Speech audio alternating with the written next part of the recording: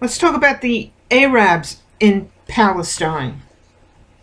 Muslim Arab expansion of 600 to 700 CE led persistent Arab populations to the area of Jerusalem as they conquered Palestine. Egypt and North Africa, Syria, and territory held by the Byzantine and the Sassanids. The Muslim army that trekked through the Middle East at this time, they converted many people of different religious practices to their own. Some Christians, some Jews, and all pagans located in present-day Israel were converted to Islam by the Caliph's army. Centuries later, in the early 1900s, Palestinian villages did not have paved roads. Working educational, judicial, or legislative systems, and were seemingly decentralized as a result. So there were all these Palestinian Arabs there, but they didn't have a structure.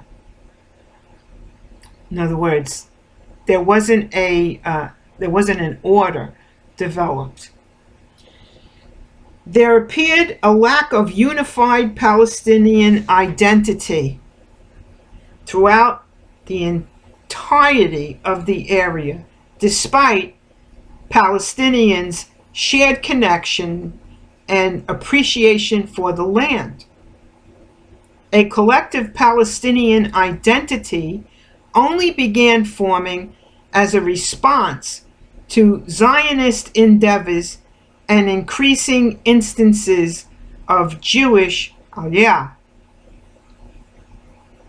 The region of Palestine between 1900 and 1910 was relative to Western nations such as Britain and the United States of America less industrialized.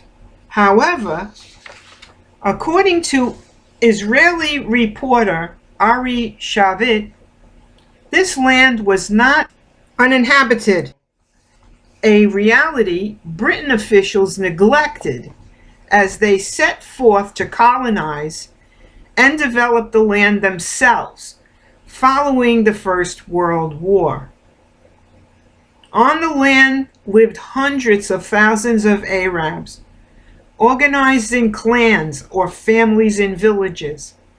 Some of these clans were nomadic. The Bedouins, I think I said that right. Some of these clans were nomadic. The Bedouins. The Bedouins live with the Negev desert of present-day Israel. Following 1896, some of these tribes experienced the beginnings of the sedentarization process, which accelerated following 1948. Today, Bedouins live in townships built by Israelis and off-grid villages built within the Negev region. These communities are Islamic and speak Arabic and are traditional and conservative in their customs. Zionism and Theodor Herzl.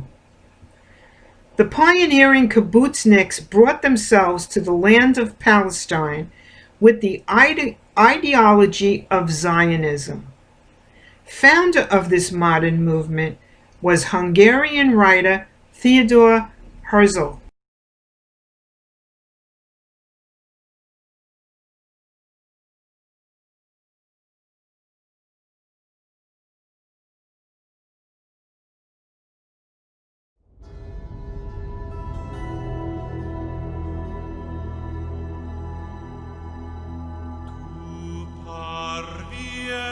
In 1893, a Viennese journalist wrote, "When I think of my son's future, I ask myself whether I have the right to make life so difficult for him as it has become for me.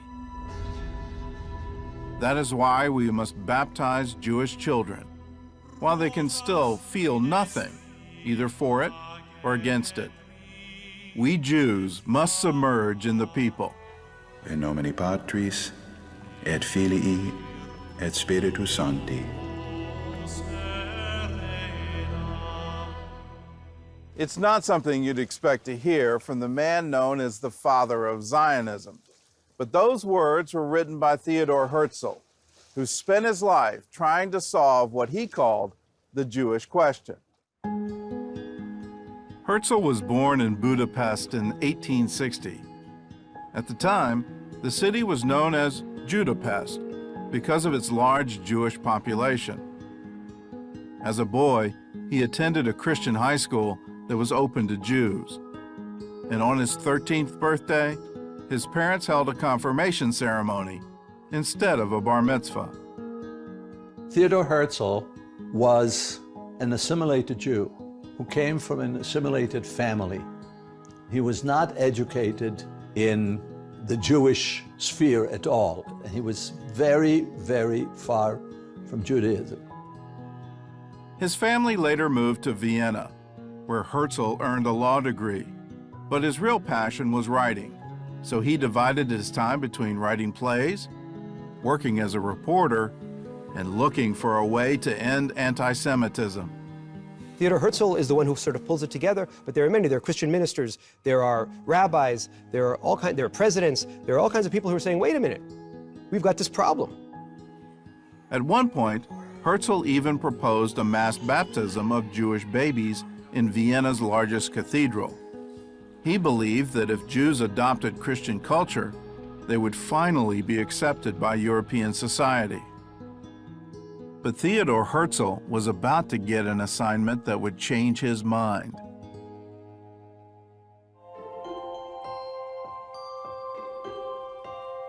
It was as a journalist for the top newspaper in Vienna that he was sent to Paris to write about the wonderful French experience.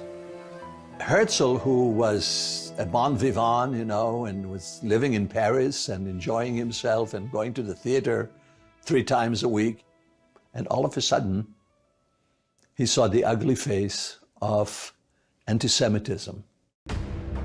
Herzl was assigned to cover the famous Dreyfus affair, in which a French Jewish captain was falsely convicted of spying for the Germans.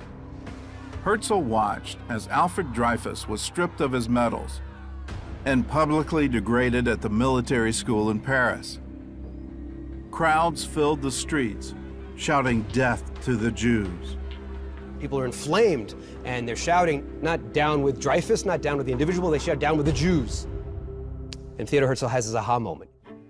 Herzl realized that the only solution to anti-Semitism was for the Jews to have their own state. Wonderful idea. How do you go about doing it? This is where the writer of plays came in, He was going to set the stage. Herzl shut himself in his apartment and wrote his ideas down for 5 straight days. When a friend of his visited, he was alarmed by Herzl's disheveled appearance and wild ideas. He suggested they get some fresh air. And as they walked, he told Herzl to get some medical help before someone hauled him off to a madhouse. Herzl paid no attention, and the following year, he published his most famous work, The Jewish State. Theodor Herzl, in his book, The Jewish State, dreams. And he talks about this new nation state being a beacon to humanity. He talks about it being a model democracy. Not everyone was thrilled with Herzl's ideas. Religious Jews thought it was blasphemy to reestablish the nation of Israel without the Messiah. Nevertheless, Herzl worked tirelessly to realize his vision. He even tried to buy the land of Palestine. He tried to create a situation where he will be introduced to the Sultan of Turkey, and he will buy the land of Israel from him. Boy, that's going to cost a lot of money. How is he going to pay for it? Well, he had the dream. He had an idea. He says, I'm going to take half of the riches of all the rich Jews. Well, of course, there was absolutely no chance that any of these people would do that. They did not want to see Zionism succeed, in fact. But he was convinced that that's the way to do it. In 1897, Herzl gathered Jewish delegates from around the world for the first World Zionist Congress. For this historic meeting, he chose the city of Basel in Switzerland. By the way, do you know why it was in Basel? It was supposed to be in Munich. And in Munich, there were Jews who called themselves Germans of the faith of Moses. And they said to him, we don't want this Jewish riffraff from all over the world coming to Munich.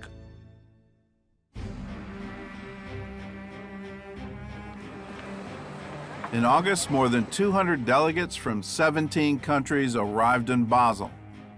It was the first representative Jewish assembly in nearly 2,000 years, and the atmosphere was electric. Behind the podium hung a white flag with 2 blue stripes and a Star of David, a version of the design that would be adopted by the State of Israel 50 years later. Among the delegates was a man Herzl introduced as the first Christian Zionist. The Reverend William Heckler was the British embassy chaplain in Vienna. He was deeply interested in the return of the Jews to Israel, so he helped Herzl make some important political connections, and the two became lifelong friends. As Herzl walked to the podium, people cheered and stomped their feet. He opened the Congress by announcing, "We are here to lay the foundation stone of the house which is to shelter the Jewish nation." The applause was deafening. One English delegate described the excitement of the crowd. "By the rivers of Babylon, we sat down and wept as we remembered Zion. By the rivers of Basel, we sat down and resolved to weep no more." The beautiful thing about Theodor Herzl and the beautiful thing about Zionism is that it doesn't just stop with the negative. There is anti-Semitism, and there is negativity, and there's a certain rejection on the part of Europe. But what they also do is, I call it the jujitsu move, where you take the negative and you turn it into something positive. A few days later, Herzl made a bold statement in his diary. At Basel, I founded the Jewish state. If I said this out loud today, I would be answered by universal laughter.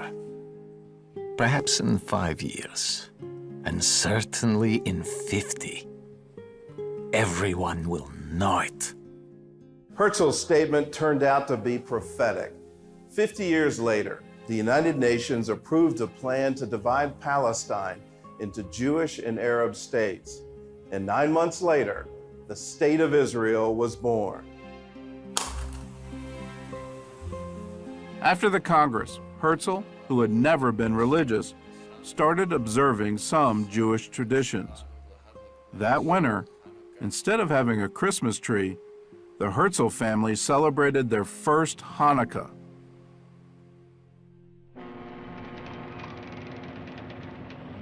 Despite growing health problems, Herzl traveled the globe, trying to get backers for the new state. He went first to Constantinople, then on to Jerusalem in hopes of asking the Ottoman Sultan for land. Then in the spring of 1903, the need for a Jewish state became more urgent than ever, as the world turned its focus on a small town in Russia.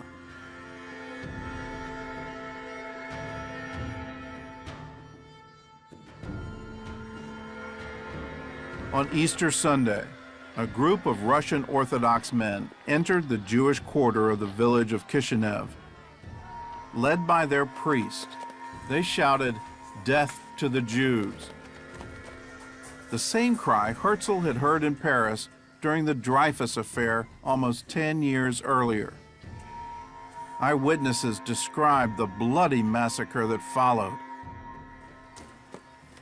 Wives, along with their husbands, were shot down.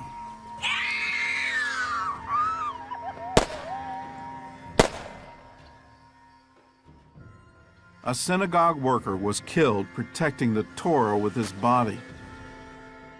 Children had their brains dashed out against the walls. And even babes were snatched from the arms of pleading mothers and hurled through windows.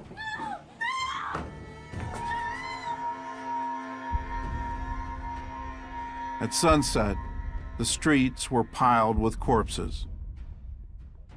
After 3 days, more than 40 Jews were killed, 92 were injured, and more than 700 homes were looted and destroyed.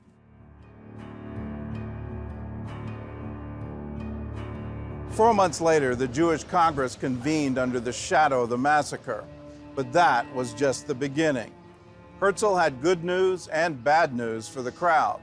The good news was that Great Britain wanted to help the Jewish people. The bad news was how they wanted to help. After the Kishinev pogrom, Herzl had an emergency meeting with British politicians. He asked them for land in Cyprus or the Sinai Peninsula, both of which were under British control. The plan was to rescue the Jews from Russia and still be close to Palestine.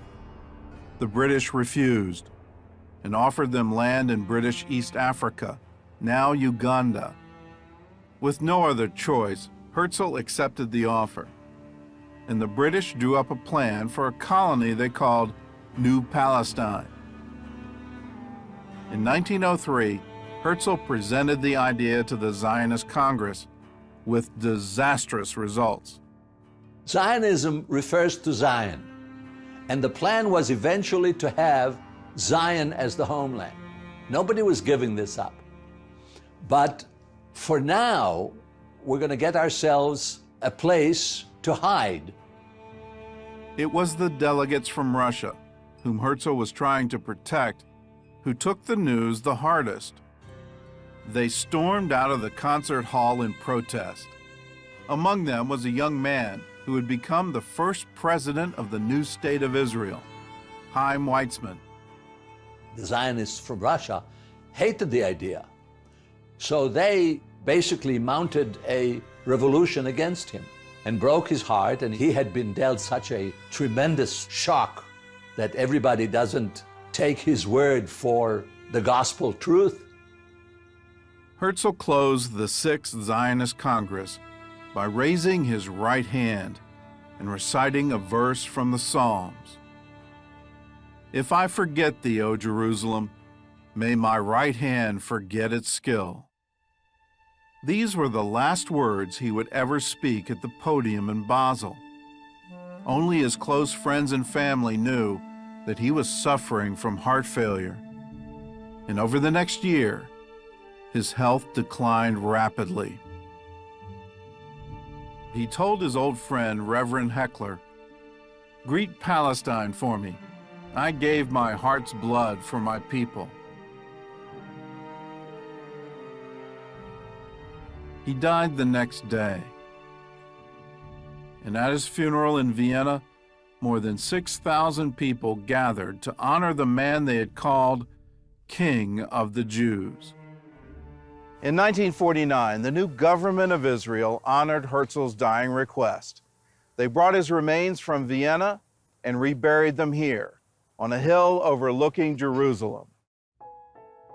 During his lifetime, Herzl was called everything from a hero to a dreamer to a heretic. But his influence on the Jewish people is undeniable. In the last decade of his life, he gave them something they hadn't had in nearly 2,000 years, the hope of going home. He was an amazing man. He deserves a lot of credit. He had a dream, and it was a good dream. But you know, there's a distance between dreaming and between bringing something to fruition. It took pioneers, it took men of action, men of work. Herzl was, in the words of that wonderful song, the wind beneath their wings.